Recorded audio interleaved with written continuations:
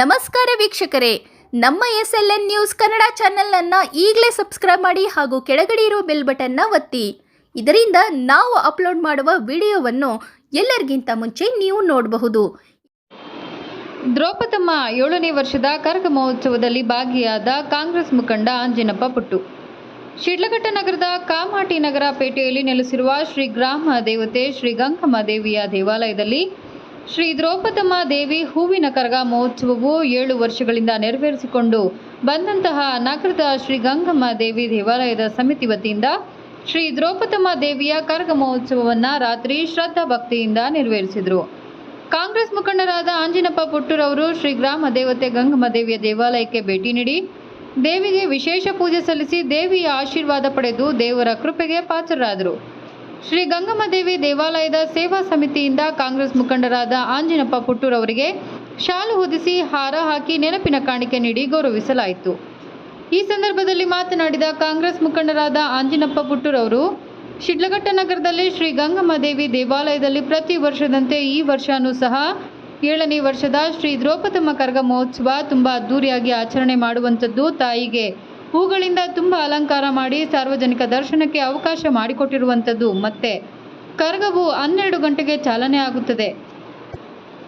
ಗಂಗಮ್ಮ ದೇವಿ ಅಂದ ಕೂಡಲೇ ರೈತಾಪಿ ವರ್ಗಕ್ಕೆ ಅಚ್ಚುಮೆಚ್ಚಿನ ದೇವರು. ನೀರಿಲ್ಲದಿದ್ದರೆ ನಾವೇನು ಕೆಲಸ ಮಾಡುವುದಕ್ಕೆ ಆಗುವುದಿಲ್ಲ. ದಿನನಿತ್ಯ ಪ್ರತಿಯೊಂದು ಚಟುವಟಿಕೆಗಳಿಗೂ ನೀರು ನಮಗೆ ಅತಿ ಅವಶ್ಯಕ. ಕೃಷಿಗೂ ನೀರು ಬೇಕು, ದಿನನಿತ್ಯ ಬಳಕೆಗೂ ಸಹ ನೀರು ಬೇಕು. ಈ ನೀರನ್ನು ಕೊಡುವಂತಹ ದೇವರು ಯಾವುದಾದರೂ ಇದೆ ಅಂದರೆ ಅದು ಗಂಗಮ್ಮ. ಗಂಗೆ ಪೂಜೆ ಮಾಡಿ ಆ ತಾಯಿಯನ್ನು ಉಳಿಸಿಕೊಳ್ಳುವಂಥ ಕೆಲಸ ಮಾಡುತ್ತಿದ್ದೇವೆ. ತಾಯಿಯ ಆಶೀರ್ವಾದದಿಂದ ಎಲ್ಲರಿಗೂ ಸಹ ಎಲ್ಲವನ್ನು ಕಾಪಾಡಲಿ, ಒಳ್ಳೆ ಸದ್ಬುದ್ಧಿಯನ್ನು ಕೊಟ್ಟು ಅವರ ಕುಟುಂಬಗಳಲ್ಲಿ ಸಮಸ್ಯೆಗಳು ದೂರವಾಗಿ ಸಂತೋಷದ ವಾತಾವರಣ ನಿರ್ಮಾಣವಾಗಲಿ. ಒಂದು ಉಜ್ವಲವಾದಂತಹ ಶಿಡ್ಲಘಟ್ಟ ಕಟ್ಟುವುದಕ್ಕೆ ಎಲ್ಲರೂ ಸಹ ಭವಿಷ್ಯದಲ್ಲಿ ಎಚ್ಚೆತ್ತುಕೊಳ್ಳುವಂಥದ್ದು, ತೀರ್ಮಾನ ಮಾಡುವಂಥದ್ದು, ಗಟ್ಟಿಯಾಗಿ ನಿಲ್ಲುವಂಥದ್ದಾಗಲಿ. ಒಂದು ಸದೃಢ ಶಿಡ್ಲಘಟ್ಟ ನಿರ್ಮಾಣ ಮಾಡೋಣ ಅಂತ ಹೇಳಿ ಆ ತಾಯಿ ಆಶೀರ್ವಾದ ಎಲ್ಲರಿಗೂ ಇರಲಿ ಎಂದು ಶುಭ ಹಾರೈಸಿದರು. ಶ್ರೀ ದ್ರೌಪದಮ್ಮ ದೇವಿಯ ಕರಗವನ್ನು ವೀಕ್ಷಿಸಲು ಬರೀ ನಗರವೇ ಅಲ್ಲ, ತಾಲೂಕಿನಾದ್ಯಂತ ಜನರು ಆಗಮಿಸಿದರು. ಇನ್ನು ವಾದ್ಯಗೋಷ್ಠಿಯಲ್ಲಿ ಕನ್ನಡ, ತೆಲುಗು ಹಾಡುಗಳನ್ನು ವಾದ್ಯಗೋಷ್ಠಿ ತಂಡದವರು ಹಾಡಿನ ನೃತ್ಯಗಳನ್ನು ಮಾಡಿದ್ದನ್ನು ನೋಡಿ ಕಣ್ತುಂಬಿಕೊಂಡರು. ಈ ಸಂದರ್ಭದಲ್ಲಿ ದೇವಾಲಯ ಸೇವಾ ಸಮಿತಿ ಅಧ್ಯಕ್ಷರಾದ ಲಕ್ಷ್ಮೀನಾರಾಯಣ, ಉಪಾಧ್ಯಕ್ಷ ಸುಬ್ರಹ್ಮಣಿ ಸುಬ್ಬು, ಕಾರ್ಯದರ್ಶಿ ಪ್ರಕಾಶ್, ರಾಮಾಂಜನೇಯ, ಶ್ರೀಧರ್, ಗಣೇಶ್, ಲಕ್ಷ್ಮೀಪತಿ, ಗೋಪಾಲ್, ಸುರೇಶ್, ವೆಂಕಟಾದ್ರಿ, ಶ್ರೀಪತಿ, ಮಯೂರ ಸರ್ಕಲ್, ರಾಜ್ಕುಮಾರ್, ಬೂದಳ ವರದರಾಜ್, ದಾಮೋದರ್, ಶ್ರೀ ಗಂಗಮ್ಮ ದೇವಿಯ ದೇವಾಲಯದ ಸೇವಾ ಸಮಿತಿಯ ಎಲ್ಲ ಸದಸ್ಯರು ಹಾಗೂ ಅಂಜಿನಪ್ಪ ಪುಟ್ಟು ಅವರ ಅಭಿಮಾನಿಗಳು ಇನ್ನು ಮುಂತಾದವರು ಹಾಜರಿದ್ದರು. ಶಿಡ್ಲಘಟ್ಟ ನಗರದಲ್ಲಿ ಗಂಗಮ್ಮ ದೇವಿಯ ಒಂದು ಕರಗ ಮಹೋತ್ಸವ ಕಾರ್ಯಕ್ರಮನ ಪ್ರತಿ ವರ್ಷದಂತೆ ಈ ವರ್ಷವೂ ಸಹ 7ನೇ ವರ್ಷದ ಅದ್ದೂರಿ ಕರಗ ಮಹೋತ್ಸವ ಆಚರಣೆ ಮಾಡ್ತಾ ಇರೋಂಥದ್ದು. ತಾಯಿನ ಭಾಳಷ್ಟು ಅಲಂಕಾರ ಮಾಡಿ ಹೂವಿನಿಂದ ಸಾರ್ವಜನಿಕರ ದರ್ಶನಕ್ಕೆ ಅವಕಾಶ ಮಾಡಿಕೊಟ್ಟಿರೋಂಥದ್ದು. ಮತ್ತು ಕರಗನೂ ಈಗಾಗಲೇ 12ರ ನಂತರ ಚಾಲನೆ ಆಗ್ತದೆ.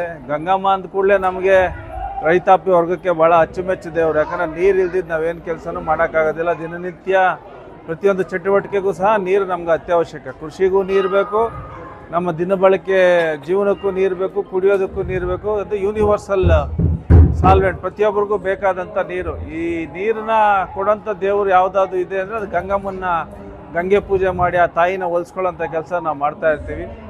ಇವರ ಆಶಯ ಮತ್ತು ಈ ಒಂದು ದೇವಸ್ಥಾನದ ಕಮಿಟಿಯ ಒಂದು ಉತ್ಸಾಹದಿಂದ ಈ ತಾಯಿಗೆ ಕರಗ ಮಾಡಿ ಪೂಜೆ ಮಾಡಿ ಆ ತಾಯಿನ ಸಂತೋಷಪಡಿಸಿ ರೈತಾಪಿ ವರ್ಗಕ್ಕೆ ಹೆಚ್ಚು ಮಳೆ ಆಗಲಿ, ಆ ತಾಯಿ ಆಶೀರ್ವಾದದಿಂದ ಮಳೆ ಬೆಳೆ ಬೋರ್ವೆಲ್ ಹಾಕೋಂಥದ್ದು, ಅದರಲ್ಲಿ ನೀರು ಸಿಕ್ಕಂಥದ್ದು, ಸಾಕಷ್ಟು ಸಮಸ್ಯೆಗಳಿಗೆ ಪರಿಹಾರ ಕೇಳೋಂಥದ್ದು ಈ ತಾಯಿ ಬಳಿ ಆಗ್ತದೆ. ಆಕೆ ಆಶೀರ್ವಾದದಿಂದ ಎಲ್ರಿಗೂ ಒಳಿತಾಗಲಿ, ಎಲ್ಲರನ್ನೂ ಕಾಪಾಡಲಿ, ಎಲ್ರಿಗೂ ಒಳ್ಳೆ ಬುದ್ಧಿ ಸದ್ಬುದ್ಧಿ ಕೊಟ್ಟು ಅವರ ಕುಟುಂಬಗಳಲ್ಲಿ ಅವರ ಸಮಸ್ಯೆಗಳು ದೂರ ಆಗಿ ಎಲ್ಲರೂ ಸಂತೋಷವಾಗಿರೋಂಥ ವಾತಾವರಣ ನಿರ್ಮಾಣ ಆಗಲಿ.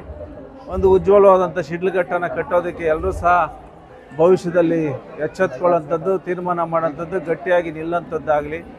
ಒಂದು ಸದೃಢ ಶಿಡ್ಲಘಟ್ಟ ನಿರ್ಮಾಣ ಮಾಡೋಣ ಅಂಥೇಳಿ ತಾಯಿ ಆಶೀರ್ವಾದ ಇರಲಿ. ನಿಮಗೂ ಎಲ್ರಿಗೂ ಒಳ್ಳೆಯದಾಗಲಿ ಅಂತ ಶುಭ ಕೋರ್ತೀನಿ.